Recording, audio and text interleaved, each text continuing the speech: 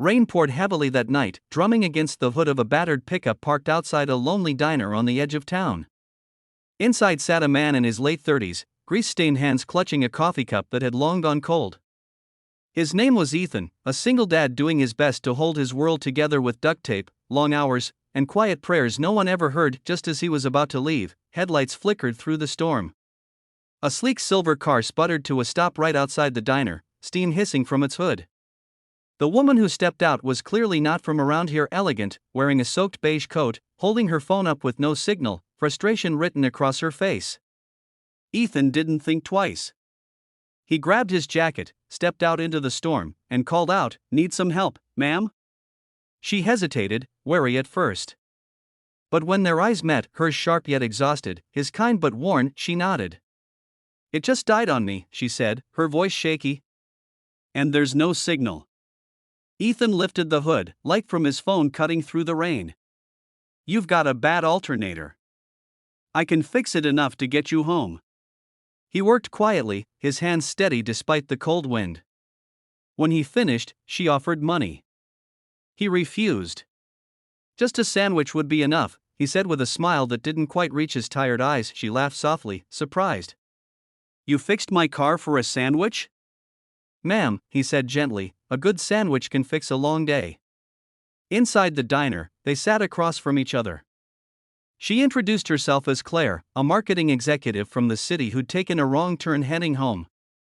They talked about work, about life, about how hard it is raising a kid alone.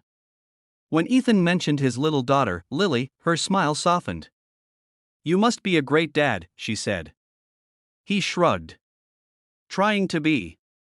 Some days it's enough, some days it's not." When her car was ready, she thanked him again.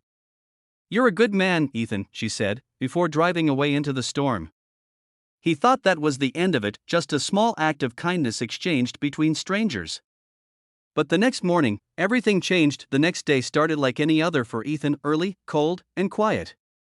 Lily's laughter filled their small home as she practiced her school recital, her old dress slightly torn at the hem. He promised to fix it after his shift at the garage. But when he arrived, his boss handed him a folded notice: the shop was closing down. "Sorry, Ethan," the old man said, "business just ain't what it used to be." Ethan stood frozen, heart pounding. This job was all he had. Rent was due, bills stacked on the table, and Lily needed medicine he could barely afford.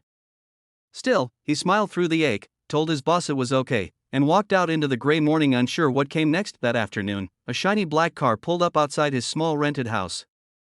He recognized it instantly, Claire's. She stepped out, smiling as if the rain had never touched her.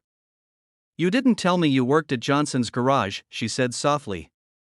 "I went there to thank you again, but they told me it's closing." Ethan nodded, embarrassed. "Yeah. Guess I'll find something else soon." She looked at him for a long moment, her expression unreadable. Then she said, "I don't think you understand what you did for me that night." He frowned. "I just fixed your car." Claire shook her head. "No, Ethan. You reminded me that there are still good people in the world, people who give without expecting anything. And I happen to be looking for someone like that."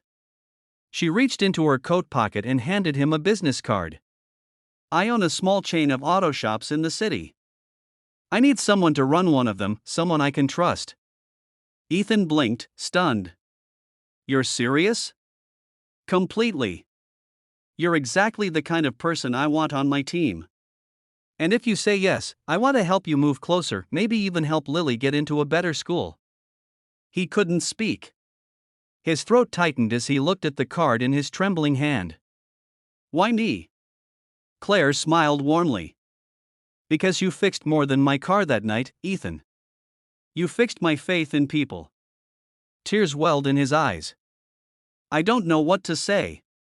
"Just say yes," she whispered. Months passed, and Ethan's life transformed. He managed one of Claire's new shops, and for the first time in years, he didn't have to choose between food and rent. Lily's laughter grew louder, her dress was replaced with a new one, and their home was filled with light again. Claire visited often, at first for business, then just because she wanted to point. One evening, as the sun dipped low and painted the garage gold, Lily ran up holding 2 sandwiches. Dad! Miss Claire made these, she said, giggling.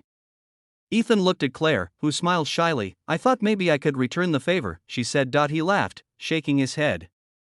Careful, that's how all this started. She smiled softly, eyes glimmering.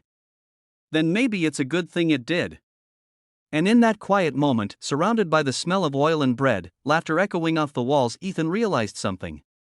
Sometimes, a simple act of kindness, even one done for just a sandwich, can rewrite an entire life, because love doesn't always begin with grand gestures.